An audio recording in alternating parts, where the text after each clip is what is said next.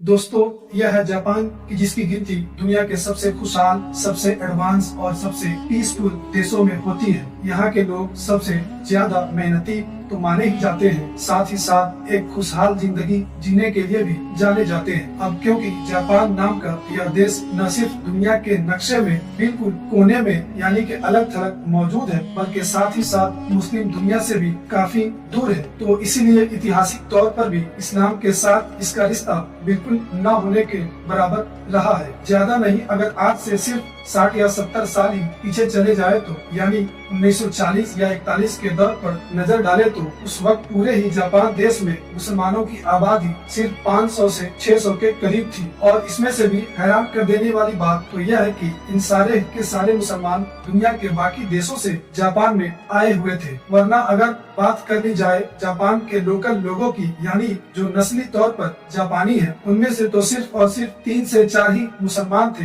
बात सिर्फ यहीं पर खत्म नहीं हो जाती, बल्कि इतने बड़े जापान देश में भी उस दौर में सिर्फ और सिर्फ 1 से 2 मस्जिदें मौजूद थी। लेकिन दोस्तों, 1940 और 41 के दौर से अब हम डायरेक्ट आ जाते हैं अपने दौर में, यानी कि सन 2024 में। तो जापान पूरे तरीके से बदल चुका है, वहाँ पर हर चीज बदल चुकी है। जितनी भी नई रिपोर्ट्स आती है वह जापान को तो चौंका ही देती है, बल्कि पूरी दुनिया को भी हैरान कर देती है। और हैरानी में डाले हुए क्यों ना, क्योंकि वह इस्लाम धर्म के जिसके मानने वाले लोग सन 1980 और 90 तक भी जापान में सिर्फ इतने से हुआ करते थे जिनको उंगलियों पर गिना जा सकता है। अब वही इस्लाम जापान का सबसे तेजी के साथ ग्रो करने वाला यानी कि फैलने वाला रिलीजन बन चुका है। आज जापान देश में तेजी के साथ बढ़ती हुई मुस्लिम आबादी 2.5 लाख के आंकड़ा पार कर चुकी है, जबकि लाख पॉलिटिकल शक्तियों के बावजूद भी मस्जिदें जो किसी दौर में 1 से 2 हुआ करती थी, अब वो 3rd डिजिट में पहुंच चुकी है, यानी कि सैकड़ों में पहुंच चुकी है। वैसे यहाँ पर यह बात भी बताता चलूं कि आज भी जापान के अंदर जो यह मुस्लिम आबादी है, इनमें से ज्यादातर लोग वही हैं कि जो दुनिया के अलग अलग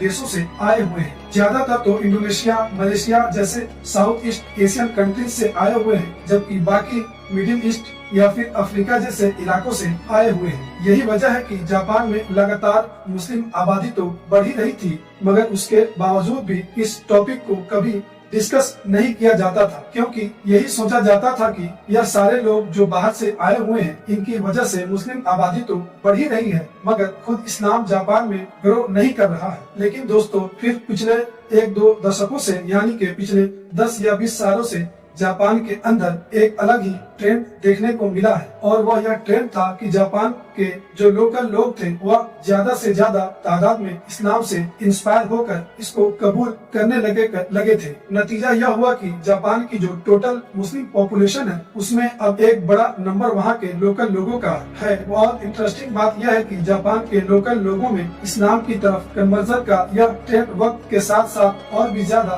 तेज होता जा रहा है। यही वजह है कि अब जितनी भी नई नई रिपोर्ट्स आ रही है, वहाँ के कुछ जापानीज लोगों के कान भी खड़े हो गए हैं। आपको याद ही होगा कि अभी 8 से 9 महीना पहले ही इस तरह की रिपोर्ट्स बाहर आई थी कि जिसमें देखा जा सकता था कि जापान के कुछ पॉलिटिकल मूवमेंट से जुड़े हुए लोग खुले तौर पर इस्लाम का विरोध कर रहे थे और इस तरह के इल्जाम लगाए थे कि हमको जल्द कंट्रोल करना होगा, वरना हमारी डेमोग्राफी यानी कि जो आबादी वगैरह है वो पूरी तरीके से बदल जाएगी। क्योंकि इस तेजी के साथ कन्वर्जन की वजह से अब यूरोप से बहुत सारे लोग की तरह जापान भी बड़ी तेजी के साथ इस्लाम की तरफ बढ़ रहा है। जिस दौर में जापान के अंदर इस्लाम इतनी तेजी के साथ फैल रहा है, बिल्कुल उसी दौर में ही जापान दूसरी तरफ एक बड़ी मुसीबत का भी सामना कर रहा है, और वह यह है कि इस देश की तेजी के साथ लगातार गिरती हुई आबादी। वैसे तो पिछले कई सालों से ही जापान की आबादी लगातार गिरती जा रही है, मगर अब यह अपने आप का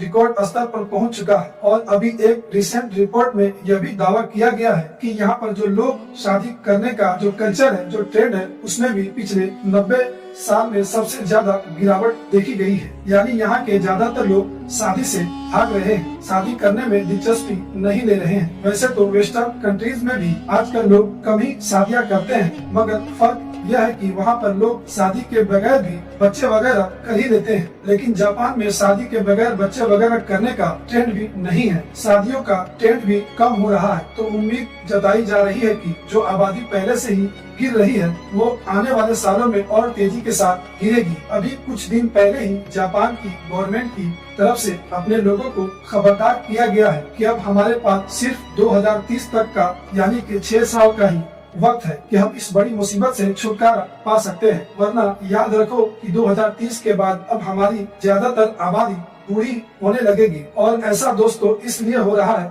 क्योंकि मैंने पहले आपको ही बताया कि पिछले एक लंबे वक्त से ही यहाँ पर बच्चों की पैदाइश में गिरावट आती जा रही है। फिलहाल दोस्तों आज की अपनी इस वीडियो को हम यहीं पर खत्म करते हैं, लेकिन वीडियो खत्म करने से पहले मैं आपसे रिक्वेस्ट करना चाहूंगा कि आप हमारे चैनल पर नए हैं तो चैनल को सब्सक्राइब जरूर कर दे और बेल आइकन को भी प्रेस कर दे ताकि आने वाली हर नई वीडियो आप तक आसानी से पहुंच सके। और हमें फेसबुक पे देख रहे हैं तो फॉलो जरूर कर दे।